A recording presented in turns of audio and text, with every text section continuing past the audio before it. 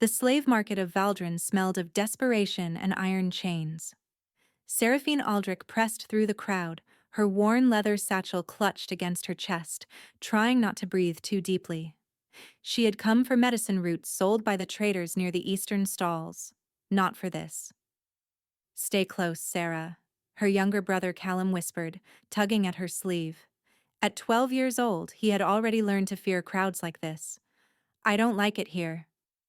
"Neither do I," she murmured. "We'll be quick." But the crowd surged forward, carrying them toward the central platform where Magistrate Aldous Crane stood with his ledger and his calculating smile. Seraphine had avoided his attention for 3 years since her parents' death, keeping her head down, healing the sick in secret, and never drawing notice. Today, she had no choice but to watch as the magistrate gestured dramatically toward the auction block. "Citizens of Valdrin," Crane announced, his voice cutting through the murmur like a blade. "Today we offer something extraordinary, a beast from the northern wastes, a creature that has killed 17 of the king's soldiers." The crowd gasped and pressed closer. Seraphine found herself pushed to the front row against her will, and when she saw what stood upon the platform, her breath stilled in her chest. He was enormous. Not just tall, but built like a warrior god, with shoulders broad enough to block out the sun. Chains wrapped his wrists, his ankles, and his throat. So much iron that a normal man would have collapsed beneath the weight. His hair, dark as midnight, hung matted with blood across his face. And through that curtain of black, Seraphine caught a glimpse of his eyes. Silver. Not gray, not pale blue, but pure molten silver, like coins melted and poured into his skull. Those eyes swept the crowd with such cold fury that people stepped backward in fear. But Seraphine did not step back. She couldn't. Because beneath the fury, beneath the chains and blood and defiance, she saw something that made her pulse stutter. A wound on his chest, visible through his torn shirt, pulsing with veins of black that spread like poison across his skin. He's dying, she realized with sudden, terrible clarity. They've poisoned him and he's dying, and no one here cares. 10 gold pieces, Crane called out. Surely someone wants to own such a magnificent beast. The crowd laughed. Someone threw a stone that struck the prisoner's wounded shoulder. He didn't flinch, but Seraphine saw his jaw tighten, saw the almost imperceptible tremor in his legs as he fought to remain standing. 5 gold, then, Crane continued, his smile faltering. He's strong. Think of the labor. He'll murder whoever buys him, shouted the butcher's apprentice. Look at those eyes. That's not a man. That's a monster. The prisoner's metallic gaze found Seraphine then. For one endless moment, the world around her dissolved. Sound faded. The crowd vanished. There was only him, those impossible eyes boring into her soul as if he could see every secret she had ever buried. And then something happened that Seraphine would never be able to explain. Heat bloomed in her chest, not painful but startling, like sunlight breaking through storm clouds. It spread through her veins, raced down her arms, coiled in her stomach. Her knees nearly buckled from the force of it. The prisoner's eyes widened. His chains rattled as his body jerked forward, straining toward her with sudden, desperate intensity. A sound escaped his throat, low and raw and almost inhuman. He felt it too. 3 gold, Crane announced, irritation creeping into his voice. Come now. 1 gold. The words left Seraphine's mouth before she could stop them. She reached into her satchel with trembling fingers and pulled out the single gold coin she had been saving for 3 years, the last remnant of her parents' legacy. The crowd fell silent. Every head turned toward her. Sarah, Callum breathed, his voice shaking. What are you doing? I don't know, she whispered back. And it was the truth. Something had taken hold of her. Something beyond reason or logic. She only knew that she could not let this man die. Not here. Not like this. Crane's smile had turned predatory. Seraphine Aldrich, he said slowly, tasting her name like poison. The little healer girl. And what, pray tell, do you intend to do with a northern beast? Heal him. She climbed the platform steps, her legs steadier than they had any right to be. You said he's strong. He'll be worth more healed than dead. It was a lie, and they both knew it. But Crane couldn't refuse her bid in front of witnesses, not when no one else had offered a single copper. So be it. He snatched the coin from her palm, his fingers lingering too long on her skin. But when this creature tears out your throat, don't come crying to the magistrate's office. He produced a heavy iron key and unlocked the chains binding the prisoner to the platform, though the shackles on his wrists and ankles remained. The moment the chains fell away, the prisoner swayed dangerously. Seraphine moved on instinct, sliding beneath his arm to brace his weight against her shoulder. He was burning hot, fever raging beneath his skin and impossibly heavy. But he leaned on her with surprising gentleness, as if afraid he might break her. He spoke then, his voice a low rumble that seemed to vibrate through her bones. The language was foreign, ancient and musical, but she understood the tone perfectly. Gratitude, wonder, and beneath both, a question that made no sense. Is it you? Come on, Seraphine murmured, guiding him down the steps. Let's get you somewhere safe. As they passed through the stunned crowd, she heard the whispers begin. Mad, someone hissed. The healer girl has gone mad. That's no ordinary prisoner, another voice murmured. I heard the soldiers talking. They say he's one of them. The wolf-blooded. Seraphine's blood turned to ice, wolf-blooded. The creatures from the northern wastes who could shift between man and beast. The monsters that every child in Valdrin learned to fear before they could walk. What have I done? She looked up at the man leaning against her. This stranger whose touch made her skin sing and her pulse race, and found his winter-pale gaze watching her with an intensity that stole her breath. Whatever he was, whatever danger he represented, it was too late to turn back now. The walk to her cottage on the outskirts of Valdrin should have taken 20 minutes. With a dying man draped across her shoulders, it took nearly an hour. Callum walked ahead, checking corners and doorways, his young face tight with worry. Everyone is staring, Sarah. The whole town will know by nightfall. Let them stare. Seraphine adjusted her grip on the prisoner's waist, trying to ignore the way her palm tingled where it pressed against his fevered skin. We're almost home. Home was a generous word for the crumbling stone cottage that had belonged to her grandmother. It sat at the edge of the thornwood forest, far enough from the town center that her healing work rarely attracted attention. The garden was overgrown with herbs that no respectable person would recognize, and the windows were perpetually shuttered against prying eyes. It was sanctuary. It was prison. It was the only place Seraphine had ever truly belonged. The prisoner had grown heavier with each step, his breathing increasingly labored. Twice he had tried to speak to her in that strange melodic language, and twice she had shushed him, too focused on keeping him upright to attempt communication. But as they reached the forest's edge, where her cottage emerged from the shadows like a hunched old woman, the prisoner stopped walking entirely. Seraphine stumbled under his sudden stillness. What is it? What's wrong? He was staring at the tree line behind her cottage, the dark mouth of the thornwood that stretched endlessly toward the northern wastes. His pale gaze had gone distant, unfocused, and she could see his nostrils flaring as if catching a scent on the wind. You can go, Seraphine said quietly, releasing her hold on him. She stepped back, putting space between them. The forest is right there. If you want to run, I won't stop you. Part of her hoped he would. Whatever madness had compelled her to buy him was fading now, replaced by cold reality. She had brought a wolf-blooded creature into her home, into Callum's home. The prisoner turned that striking gaze back to her, and she watched something shift behind his expression. Understanding, perhaps. Or calculation. He spoke a single word, low and deliberate. then pointed to his chest, to the blackened wound that spread like rot across his skin. You want me to heal you first? Seraphine interpreted. And then you'll leave. Something flickered in his expression. Amusement? Disagreement? She couldn't tell.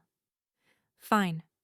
She moved toward the cottage door, gesturing for him to follow. Callum, fetch water from the well. And don't tell anyone about this. Not even Widow Marin, understand? I'm not stupid, Sarah. But Callum's eyes lingered on the prisoner with undisguised curiosity. Is he really what they say? A wolf-blood? I don't know what he is. She pushed open the cottage door, letting the familiar scent of dried herbs and smoke wash over her. And until we do, we don't talk about it. Not with anyone. The prisoner ducked through the doorway, his height forcing him to bend nearly double. In the cramped confines of her front room, he seemed even larger, a creature built for open skies and endless forests, caged within 4 stone walls. He stood motionless as Seraphine lit candles and stoked the fire, his gaze tracking her every movement. She could feel the weight of his attention like a physical touch, could sense the questions burning behind those storm-colored eyes. Sit, she commanded, pointing to the worn rug before the hearth. I need to see that wound. He lowered himself carefully, and Seraphine knelt beside him, her pulse hammering as she reached for the remnants of his shirt. Up close, the poisoned wound was even worse than she had feared. Black veins radiated from a central puncture, spreading across his chest like the roots of some terrible plant. The skin around it was cold to the touch, despite his fever, and when she pressed gently at the edges, she felt something pulse beneath. Something wrong. This isn't natural, she breathed. This is magic. Dark magic, woven into the very poison that was killing him. Her hands began to tremble. She had heard whispers of such weapons, blades dipped in alchemical poisons designed to kill the wolf-blooded, created by the king's own sorcerers. She had never believed them. The prisoner caught her wrist.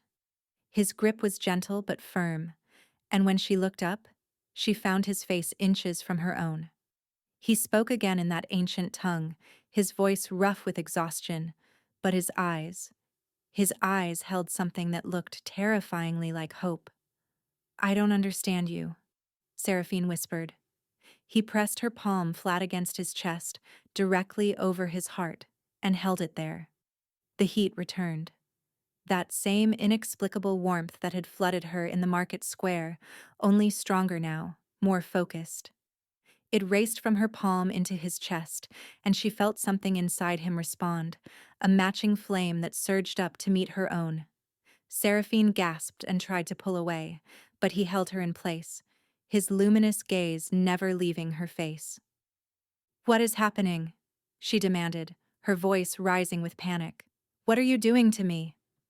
The cottage door burst open. Callum stood in the doorway, water bucket forgotten at his feet, his face white as bone. Sarah, he choked out, your eyes, they're glowing. Seraphine wrenched herself away from the prisoner with enough force to send herself sprawling across the cottage floor. She scrambled backward until her spine hit the wall, her chest heaving with panic. Callum, close the door, she commanded, fighting to keep her voice steady. Close it and bar it, now. Her brother obeyed instantly, slamming the heavy oak door and dropping the iron bar into place. When he turned back, his eyes were still fixed on her face with horrified fascination. They stopped, he breathed. Your eyes.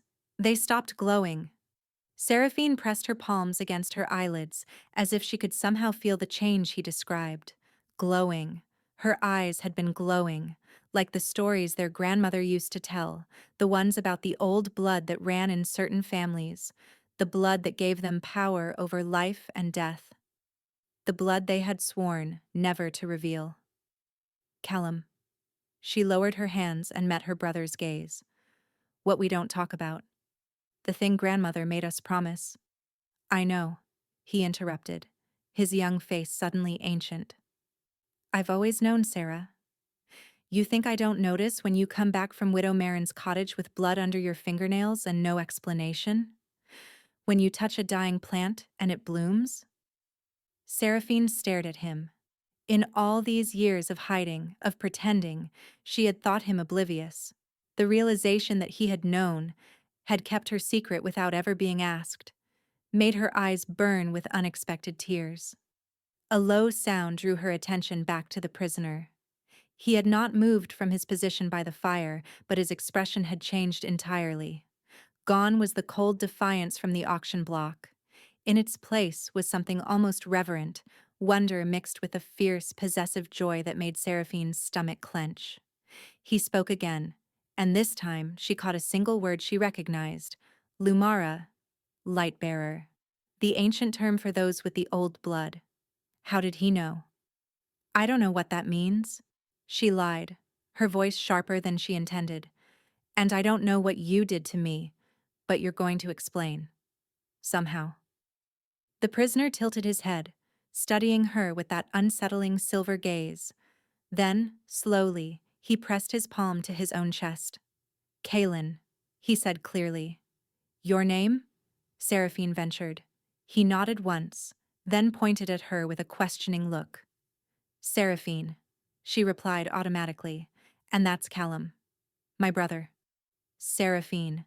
The way he spoke her name sent shivers cascading down her spine, reverent and intimate, as if he were speaking a prayer. He reached toward her, and despite every instinct screaming at her to flee, she found herself frozen in place. His fingers brushed her cheek. The contact was feather-light, barely there at all, but the heat that flooded through her was undeniable. Her skin tingled where he touched. Her breath came faster. And deep in her chest, that mysterious warmth pulsed in response to his proximity. What is this? She whispered. What's happening between us? Kaelin's expression flickered. Frustration at the language barrier. Perhaps. And he spoke rapidly in his own tongue, his hand still cupping her face. She didn't understand the words, but the emotion behind them was clear. Desperation, longing, and something that terrified her even more than his otherworldly eyes. Recognition, as if he had been searching for her his entire life. Sarah, Callum's voice cut through the charged air. His wound, look at his wound. She tore her gaze away from Kaelin's face and looked down at his chest. Her breath caught. The black veins had retreated. Not entirely. The poison still pulsed at the wound's center, but the spreading corruption had pulled back, as if something had pushed it away. Something had changed the moment their skin touched. Seraphine looked at her palm, still tingling from the contact, and felt cold dread settle in her stomach. Whatever had happened between them, whatever force had compelled her to buy him, had made her eyes glow and his wound heal. It wasn't finished. She could feel it like an invisible thread stretched between her soul and his, taut with tension, demanding to be completed, demanding her. I need to think, she announced, rising on unsteady legs. Callum, prepare the poultices from the blue jar. Standard wound treatment. I need air. She fled through the back door before either of them could stop her, stumbling into the moonlit garden behind the cottage. The night air was cold against her flushed skin, and she gulped it down like water, trying to clear her racing thoughts. What have I done? What have I unleashed? A shadow moved at the edge of the thornwood. Seraphine's head snapped up, her stomach lurching with fresh terror. Eyes watched her from the darkness. Not silver like Kaelin's. These were gold, gleaming like coins in the moonlight. Then another pair appeared. And another. And another. Wolves. Massive wolves with pelts of silver and gray emerging from the forest like ghosts, dozens of them, forming a silent semicircle at the tree line. Seraphine opened her mouth to scream, but the sound died in her throat, because the wolves weren't attacking. They weren't even advancing. They were simply watching her with an intelligence that no animal should possess. And then, as one, they lowered their massive heads and bowed. Behind her, she heard the cottage door creak open. Kaelin stood in the doorway, his piercing gaze fixed on the wolves with an expression that confirmed her worst fears. He raised one hand, and the wolves went utterly still, awaiting his command. Not just wolf-blooded, Seraphine realized, her knees threatening to give way beneath her. He wasn't just one of them. He was their king. And whatever connection was forming between them, this forbidden, impossible thread that made her blood sing and her pulse race, it wasn't a coincidence. He had been looking for her. The question that burned through her mind as the wolves held their bow and the Alpha King watched her with hungry, moonlit eyes was simple. Why? The wolves remained at the tree line through the night, silent sentinels that neither advanced nor retreated. Seraphine had barred herself inside her cottage with Callum and the wounded Alpha King, her mind racing with questions that had no answers. Kaelin had collapsed shortly after the wolves appeared, his body finally surrendering to the poison that still pulsed in his chest. He lay now on the worn rug before the hearth, his breathing shallow but steady, his eyes closed in fevered sleep. "You have to do it, Sarah." Callum sat cross-legged beside her, his voice barely above a whisper. "The real healing, not herbs and poultices." Seraphine shook her head, though her hands trembled with the effort of restraint. "You know what happens if anyone finds out. Grandmother warned us." "Grandmother isn't here." Callum's eyes were fierce in the firelight. "And he's dying. You felt it too, didn't you? That connection? It's not normal, Sarah. He's not just some stranger." She wanted to argue, wanted to cling to the safety of denial. But Callum was right. Whatever Kaelin was to her, whatever impossible link had sparked between them, she could feel it even now, thrumming beneath her skin like a second heartbeat. His pain echoed in her bones, his weakness dragged at her limbs. If he died, some part of her would die with him. "Bar the windows," she said finally, "every shutter. Don't open them no matter what you see or hear." Callum moved without question, securing the cottage against prying eyes. When the last shutter fell into place, Seraphine knelt beside Kaelin and placed her hands over his poisoned wound. She closed her eyes and reached for the power she had spent her entire life suppressing. It came like a flood breaking through a dam, golden light that poured from her palms and sank into Kaelin's flesh. The sensation was overwhelming, intimate in ways she couldn't describe. She could feel the poison now, a living darkness that writhed and fought against her power.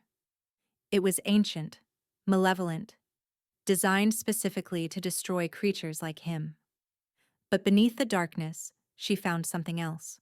A wild, primal energy that surged up to meet her light, his essence, his soul, reaching for her with desperate recognition. Mate. The word echoed through her mind, though she had never heard it spoken. "You are my mate." The invisible thread between them flared like a star being born. Seraphine gasped as foreign emotions crashed through her, Kaelin's emotions, his relief at finding her, his terror that he might die before claiming her, his ancient, aching loneliness finally given voice, and his memories, fragments only, but vivid as dreams, a throne of black stone, a kingdom of wolves, a prophecy whispered by dying seers that his mate would be a light-bearer from the southern lands. He had spent decades searching. He had allowed himself to be captured, had endured torture and poison because he had sensed her nearby. He had come for her.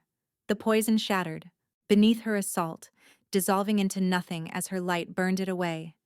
Kaelin's back arched off the floor, a guttural sound tearing from his throat, half roar, half howl. And then his eyes snapped open. Not silver anymore. Gold. Blazing, molten gold that fixed on her face with predatory intensity. Before Seraphine could react, his hand shot up to grip the back of her neck. He pulled her down to him, and his mouth found the curve where her throat met her shoulder. His teeth pierced her skin. Seraphine's scream caught in her chest, trapped by the explosion of sensation that ripped through her body. Pain and pleasure tangled together until she couldn't tell where one ended and the other began. Heat flooded her veins, his heat, his essence, pouring into her through the bite. "Sarah?" Callum's voice seemed to come from very far away. She couldn't answer, couldn't move, could only feel as something fundamental shifted inside her, as the connection that had been forming since the market square suddenly locked into place with devastating finality. "Mine." His voice echoed in her mind, not spoken aloud, but felt. "You are mine now." Then darkness claimed her, and she knew nothing more. Seraphine woke to morning light filtering through the shutters and the sound of voices speaking in low, urgent tones. Her neck throbbed where Kaelin had bitten her, and when she raised her hand to touch the wound, she found it already healing, sealed by something that felt less like flesh and more like fire. She sat up slowly, her head swimming. The cottage looked the same, but everything felt different. Colors seemed brighter, sounds sharper. She could smell the herbs drying in the rafters, the smoke from the dying fire, and beneath it all, a scent that made her pulse quicken. Wild forests and winter storms. Kaelin. He stood by the window, speaking rapidly in his own language to someone she couldn't see. When he turned and saw her awake, something raw and vulnerable flickered across his face before he masked it. "Sarah!" Callum rushed to her side, his face pale with worry. "You've been unconscious for hours. I thought, I didn't know what to do." "I'm all right." She wasn't certain that was true, but she said it anyway. "What's happening? Who is he talking to?" "The wolves. They're people, Sarah. I watched them change." Callum's voice dropped to a horrified whisper. "When the sun rose, some of them walked out of the forest as men. They've been outside all morning, speaking with him." Kaelin crossed the room toward her, and Seraphine's traitorous pulse leaped at his approach. The poison was gone. She could see it in the healthy color of his skin, the steady strength of his movements. Her healing had worked. But at what cost? He knelt before her, his eyes returned to their natural silver, searching her face with desperate intensity. When he spoke, his voice was rough with emotion, the words still foreign but somehow clearer than before. "He's apologizing," Callum said quietly. "At least, I think he is. He keeps touching his mouth, and then his heart." Kaelin reached for her hand, and when their skin touched, Seraphine gasped. Images flooded her mind, his memories, his emotions, pouring through the connection between them. She saw herself through his eyes, radiant with golden light, the answer to every prayer he had ever spoken. She felt his horror at what he had done, biting her without consent, driven by instinct and fever and the overwhelming need to claim what was his. "You didn't mean to," she whispered, and his eyes widened at the understanding in her voice. "You were dying. The fever—" He spoke again, urgent and pleading, and she caught fragments through their link, words like forgiveness and choice, and incomplete. "What does incomplete mean?" she asked, though she wasn't sure he could understand her. The cottage door burst open. Magistrate Crane stood in the doorway, flanked by 6 armed guards, his face twisted with triumphant malice. "Well, well," he said, his eyes moving from Seraphine to Kaelin to the mark visible on her throat. "The healer girl and her beast. I wondered why the wolves hadn't torn you apart. Now I see the truth." His smile turned vicious. "You're one of them, aren't you? A witch who consorts with monsters." Kaelin moved so fast he blurred. One moment he was kneeling before Seraphine. The next he stood between her and the guards, a growl rumbling in his chest that shook dust from the rafters. "Fascinating." Crane didn't retreat. "The Northern King himself, reduced to a guard dog. The royal court will pay handsomely for this information." He gestured to his men. "Seize the boy. Hold him outside. We'll use him to ensure the witch's cooperation." "No!" Seraphine lunged for Callum, but 2 guards were already dragging him toward the door. Her brother fought and screamed, but he was only 12 years old against grown men in armor. Kaelin's roar split the air. The sound was inhuman, the fury of a king watching his mate's family threatened. But before he could attack, Crane pressed a blade to Callum's throat just outside the doorway. "One move," the magistrate said calmly, "and the boy dies. Then I'll burn this cottage to the ground with your witch inside it." He met Seraphine's horrified gaze. "Here's what's going to happen. The beast will walk out of here peacefully. He'll take his wolves and return to the northern wastes. And you, my dear, are going to come with me to answer questions about your rather unusual talents." "And Callum?" "He stays here, under guard. If you cooperate, he lives. If you don't—" Crane pressed the blade harder. A thin line of blood appeared on Callum's throat. "Don't!" Seraphine stepped forward, her hands raised in surrender. "I'll go with you. Just don't hurt him." Kaelin made a sound of anguish, a wounded animal noise that tore at her heart. Through the connection, she felt his rage, his desperation, his instinct screaming at him to slaughter every threat to his mate. But she also felt his understanding. He knew, as she did, that Callum would die if he acted. Their eyes met across the room. In that moment, something passed between them that needed no translation, a promise, a vow. "I will find you," his gaze said. "No matter where they take you, I will come." Then Crane's guards seized her arms and Seraphine was dragged from her home, Callum's terrified face the last thing she saw before they forced her into a covered wagon. As the wagon pulled away, she caught one final glimpse through the canvas. Kaelin standing rigid in the cottage doorway, his pale gaze blazing with a promise that looked like war. 3 weeks in the dungeons of Castle Valdrin had taught Seraphine the true meaning of suffering.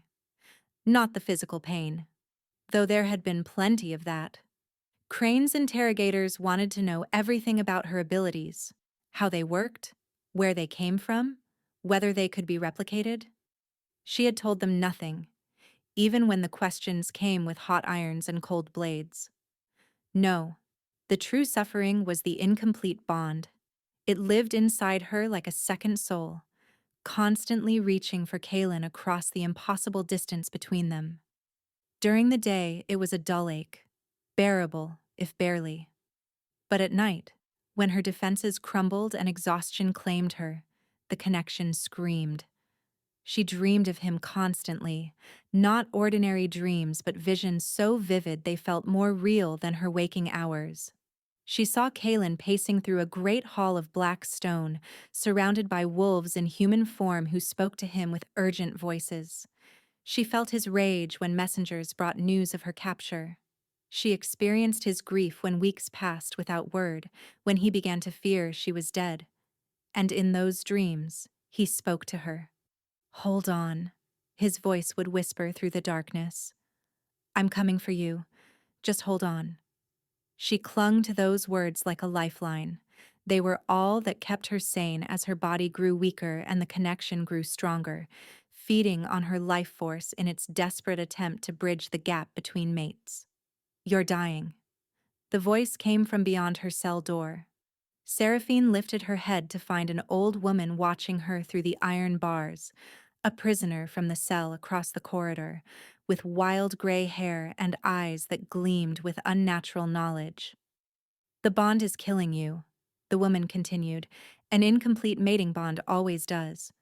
Your body is trying to finish what was started, but without your mate nearby, it's consuming itself instead." Seraphine dragged herself to the bars. "How do you know about the bond?" "I know many things, child. I was a seer once, before they locked me away for speaking truths the king didn't want to hear." The old woman's smile was sad. "I saw you coming, you know. Years ago, in a vision. The light-bearer who would bond with the Wolf King and change everything." "Change what?" "The war that's coming. The King of Valdrin has been developing weapons to exterminate the wolf-blooded for years. Your Kaelin was supposed to be proof that his poison works." The seer's eyes darkened. "But you healed him. You proved that the Light-Bearer's power can counter the King's dark alchemy. That's why they want your secret so badly." Seraphine's blood ran cold. "They want to use me, to find a way to stop Light-Bearers from healing the wolf-blooded." or to use you as a weapon against your own mate. The seer pressed closer to the bars. The incomplete bond makes you vulnerable, child. If they discover how to manipulate it, they could use your connection to Kalen to destroy him. Horror flooded through Seraphine.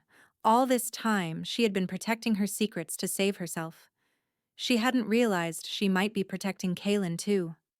I have to get out of here, she whispered. You won't have to. The seer's smile turned knowing. He's already here. The dungeon exploded. Stone walls crumbled, torches guttered and died. And through the dust and chaos came the howls, dozens of them, echoing through the corridors with the sound of war. Guards screamed and fled. Prisoners cheered and wailed. And Seraphine pressed herself against the bars of her cell, her pulse pounding so hard she thought it might shatter her ribs. A massive silver wolf burst through the smoke, its eyes blazing gold. It skidded to a halt before her cell, those familiar eyes finding hers through the chaos. Then the wolf was gone, and Kalen stood in its place, naked, bloodied, and magnificent. He gripped the iron bars and tore them from the stone as if they were made of paper. Seraphine. Her name on his lips was a prayer, a curse, a vow. He caught her as her legs gave out, pulling her against his chest with fierce tenderness. She could feel the connection singing between them, stronger now with his proximity. But she could also feel something else, a wrongness in her own body, a weakness that went bone deep. The seer, she managed. She said the bond is killing me. Kalen's arms tightened around her. He spoke rapidly in his own tongue, and through their link, she caught the meaning. I know. That's why I came. We don't have much time. He lifted her easily, cradling her against his chest as he strode through the ruined dungeon. Wolves flanked them on either side, some in beast form, some in human, creating a protective circle as they moved toward freedom. Callum, Seraphine gasped. My brother. Safe. The word was clear, even through his accent. My wolves reached him the night you were taken. He waits for you in Thornhaven. Relief crashed through her, followed immediately by another wave of weakness. The world was growing dim at the edges, her vision tunneling. Stay awake, Kalen commanded, his voice rough with fear. Seraphine, stay with me. But the darkness was rising, and she could feel herself slipping away. The incomplete bond pulsed inside her, demanding, hungry, dying.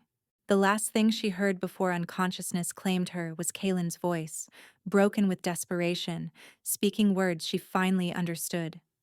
Don't leave me, not when I've only just found you. Seraphine woke in a bed that smelled of pine and wolf fur, surrounded by stone walls carved with ancient symbols she didn't recognize.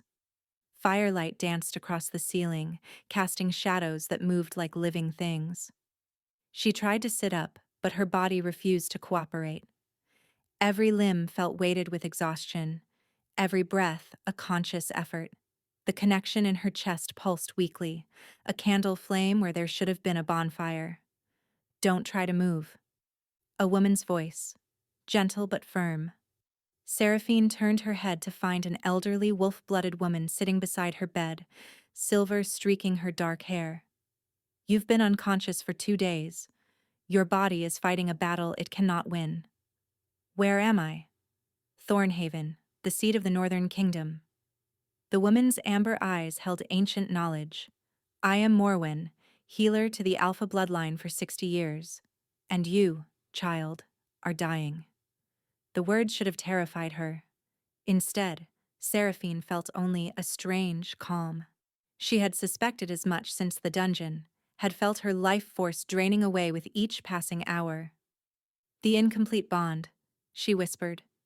Yes. Morwen's expression was grave. When Kalen bit you, he initiated the mating bond, but such bonds require completion, a mutual claiming, freely given. Without it, the bond becomes parasitic. It feeds on the weaker partner until nothing remains. Then complete it. Seraphine's voice cracked. Tell me what I need to do. Morwen shook her head sadly. It's not that simple. You are human, or mostly human. Your light-bearer blood gives you power, but your body was never meant to bond with a wolf-blooded king. The completion ritual would require you to accept his wolf spirit into yourself. To transform. Transform? Seraphine's breath caught. You mean, become like him? If it works. The transformation kills most humans. Your light-bearer heritage might protect you, but there are no guarantees. Morwen took her hand gently. You could die in the attempt, or you could live and become something entirely new, neither fully human nor fully wolf, but something in between. The door burst open. Kalen stood in the doorway, his chest heaving as if he'd run the entire length of the castle. His luminous gaze found hers immediately, and she felt the bond surge between them, desperate, hungry, and dying.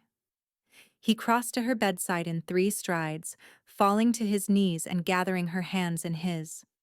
Words poured from him in his native tongue, too fast for their connection to translate fully, but she caught fragments. My fault, should never have. Forgive me. He blames himself, Morwen said quietly. He has been pacing outside this room for 2 days, refusing food or rest. The council wants him to let you go, to let the bond break. Naturally with your death so he can take another mate. He has refused. Seraphine looked at Kalen, this fierce, powerful king who knelt before her with tears tracking down his face. Through the bond, she felt the truth of Morwen's words. He would rather die than lose her. He would rather watch his kingdom crumble than take another mate. The ritual, Seraphine said, her voice stronger now. I want to try it. Kalen's head snapped up. He spoke urgently, and through their connection, she understood. No. Too dangerous. I won't let you die for me. I'm already dying, she replied, reaching up to cup his face. This way, at least I have a chance. We have a chance. Sarah. A small body launched itself onto the bed. Callum wrapped his arms around her, sobbing into her shoulder. They told me you might not wake up. They said, I'm here. She held her brother tight, breathing in his familiar scent. I'm here, and I'm going to fight. But Callum, I need you to be brave for me. Can you do that?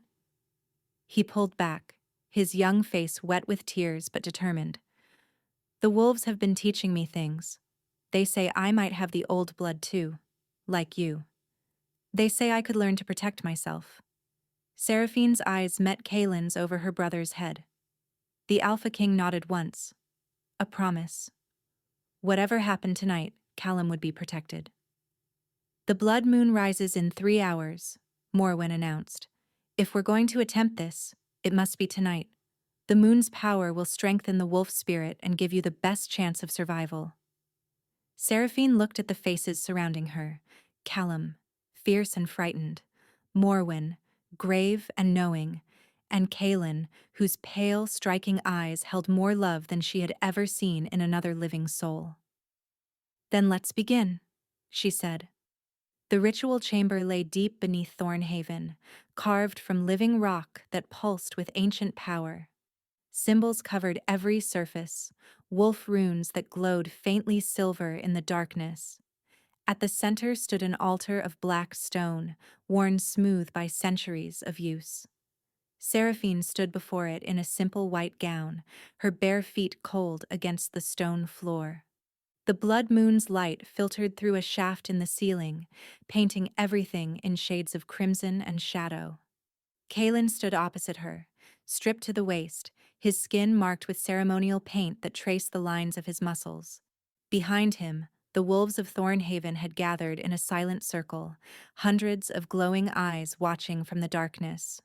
The bond must be completed by choice, Morwen intoned, her voice echoing through the chamber. Alpha King Kalen of the Northern Realm, do you offer your wolf spirit to this woman?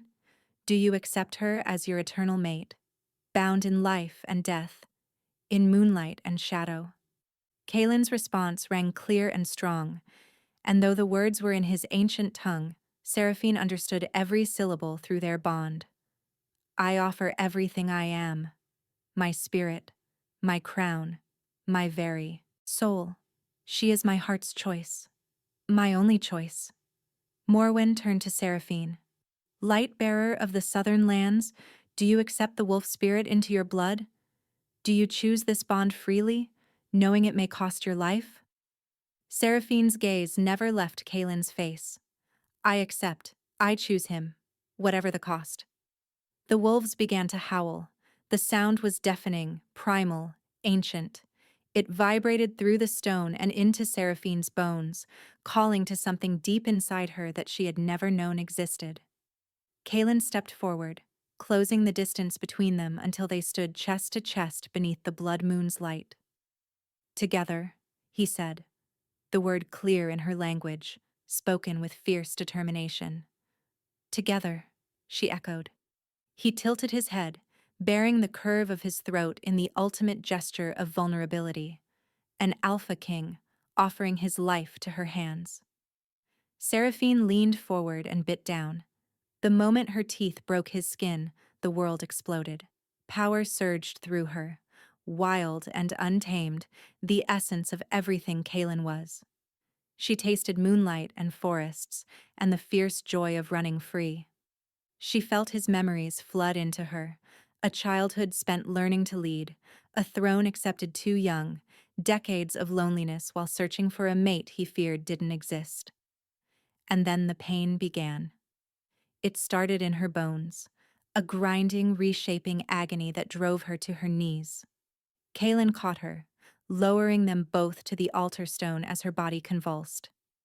She heard screaming and realized it was her own voice, torn from her throat as her very cells rearranged themselves. Fight it.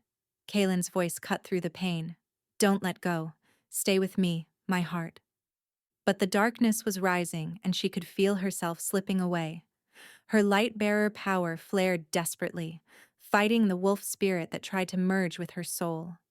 Two forces that should never have combined, tearing her apart from the inside. I'm dying, she realized. It's not working. Through the haze of agony, she felt Kaylin's arms around her, felt his tears falling hot against her skin. His voice broke as he spoke to her through their bond. Please, please don't leave me. I cannot survive this world without you. And something in those words, the raw desperation, the absolute love, sparked something inside her. Not resistance, acceptance. She stopped fighting. Instead of pushing the wolf spirit away, she opened herself to it completely. Instead of clinging to her humanity, she let it merge with something greater. Light and wolf, human and beast.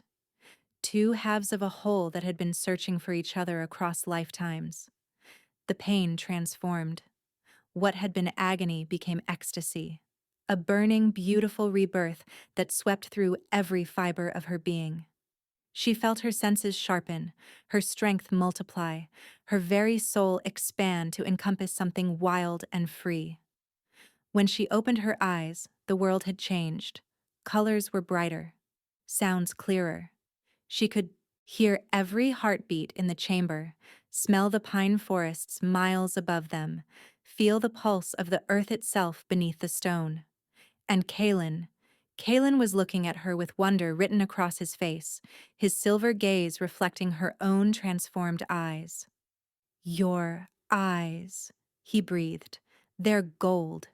Seraphine raised her hand and watched in amazement as light flickered beneath her skin, not just the golden glow of her heritage, but threads of silver woven through, wolf and light-bearer merged into something entirely new.